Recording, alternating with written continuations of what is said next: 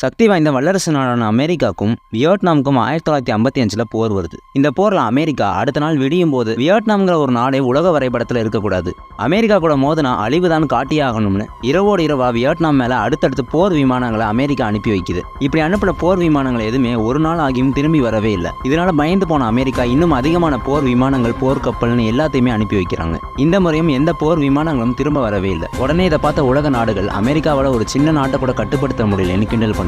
கடைசியா அமெரிக்காவே நேரடியா வியட்நாமுக்குள்ள படைகளோட இறங்குறாங்க. அப்போதான் அமெரிக்காக்கே தெரிய வருது, நம்ம அனுப்புற போர் விமானங்களையும் போர் கப்பல்களையும் வச்சு நம்மளவே அழிக்க வியட்நாம் வந்துட்டு இருக்காங்கன்னு. இதை பார்த்து மிரண்டு போன அமெரிக்கா உடனே வியட்நாமை விட்டு வெளியேறாங்க. கடைசியா அந்த போர்ல வியட்நாம் அமெரிக்காவை ஜெயிக்கிறாங்க. இதை பார்த்த மற்ற நாடுகள் வியட்நாம் கிட்ட எப்படி சக்தி வாய்ந்த அமெரிக்காவை நீங்க தோக்கடிச்சிங்கன்னு கேட்கறாங்க. அதுக்கு வியட்நாம் ஒரு இந்திய மன்னருடைய போர் யுக்திகளை பயன்படுத்தி தான் நாங்க அமெரிக்காவை தோக்கடிச்சோம்னு சொன்னாங்க. அந்த மன்னர் வேற யாரும் இல்ல, அவர் தான் சத்ரபதி சிவாஜி.